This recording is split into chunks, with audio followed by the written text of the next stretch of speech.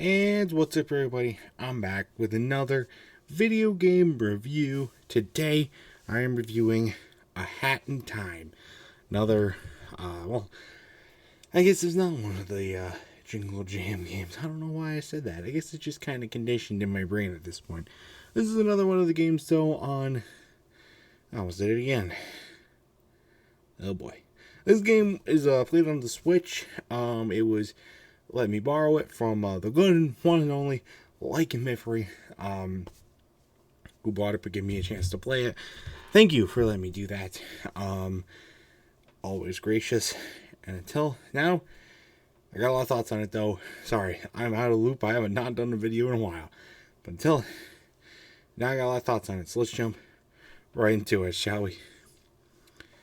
Alright, this game has a lot of random humor, and I guess that's something I didn't expect.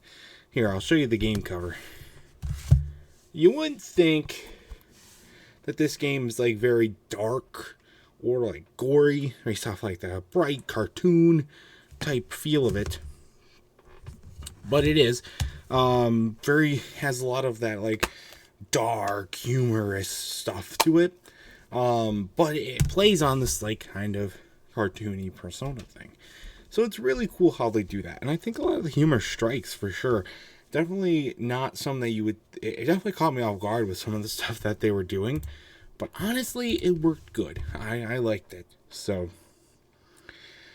also, I thought the level design was pretty good. I thought, at least. It was like... there wasn't a lot of... There's a lot of level to explore, but in most of the levels... you don't do a whole lot of exploring, so it kind of leaves it up for a lot of interpretation. You don't have to do a lot of the stuff in these levels to beat the levels, but you can. So there's a lot of extra stuff we can do. The levels then, when they're not so much, you basically just gotta go in and you gotta do some fighting, and the fighting's pretty fun to do. I think there's a lot of cool mechanics with the fighting, and I think it's a lot of fun to play that. So I gotta say, I definitely enjoyed that aspect of it. The fighting was really, really good. Good combat, in my opinion. But the levels, then, when it's just kind of, you go to the end, you fight a boss, and it takes like 10 minutes to beat a level. Well, maybe not even 10 minutes, maybe like 5 minutes to beat a level. It's pretty short. But that's fine. There's a lot of levels to play, so you get that playtime throughout the game. But there's still a lot of stuff, they make a lot of this stuff, and then you wonder, why was it implemented? Because most of it you're not even, like, required to play, so I think a lot of players won't even go for it. That's kind of what I thought. But I don't know, maybe that's just me. So, but I thought there's also some puzzles and paths that you can do. Later on in the game, there's a lot of puzzles to do, especially with, like, unlocking new levels, and then there's, like, a lot of side levels that you can play as well that are not necessarily direct towards the game, but they're definitely there, and they offer some pretty cool stuff, too, I will not lie. I do find, though, that a lot of these puzzles and stuff are very extensive for really no reason. There's a lot of times where I was like going through a puzzle in a level, and I was like, oh, this could have ended at this point, but instead you go to this point before you end. And I just wonder why.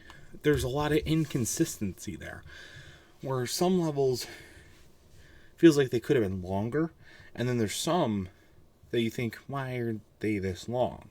You know what I'm saying? Finding a balance, I think, would have been something good there for them to do. But also, the game isn't, like I've been talking about, there's a lot of side levels, and there's a lot of stuff to do in the levels, like a lot of side stuff to do within the levels, too. So it doesn't make the game super linear, even though it has a pretty linear structure to it. But it makes it more personalized. That you can go where you want to go, do what you want to do. And that's never a bad thing. Games that are more linear, That's not necessarily a bad thing. But games that are more open are not necessarily a bad thing either. It's just how they're executed, what you get to do during those same structures, that kind of determine, okay, if you like it or not. And this game did a pretty good job of that. There's some inconsistencies that I pointed out, but I think overall it did a pretty decent job. It definitely overdid my expectations for the game. I didn't really expect a whole lot from this game going in, but genuinely it did surprise me, and I'm happy about that. So that's good. So, that's going to do it for my review of A Hat in Time. My final score, I'm probably going to have to give this one a good... I'll give it an 8. It can't go higher than an 8, and an 8 might be a little high for it, but I think I enjoyed it. I think it's a really good game. If you get a chance to play it, I 100% recommend doing so. It's a lot of fun. So, that's going to do it, though, for this review of A Hat in Time. If you've ever played this game, I'd love to know your thoughts about it in the comment section down below. And that's going to do it for this video as well. So stay tuned for much more amazing content, including more game reviews and other awesome stuff. And until next time, see you guys later. Goodbye.